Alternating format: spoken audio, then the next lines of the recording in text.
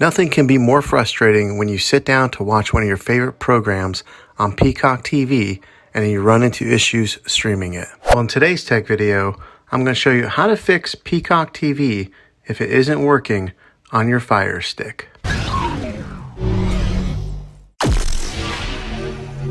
I'm going to show you a few really simple ways to try and solve your problem and get it back up and running again. The first one is the easiest one to try, and that is to unplug your TV from the wall outlet and wait 60 seconds. Now don't be impatient here, wait the whole 60 seconds and then plug it back in. This is very different from turning your TV on and off with the remote control. This is what we call a hard reset of your TV, so make sure you try this method. If that doesn't work, then find your router that is giving you your Wi-Fi and unplug the power to that for 60 seconds. Then plug it back in. If that fixes it, great. If not, let's move on to the next method. Try deleting the Peacock TV app on your TV.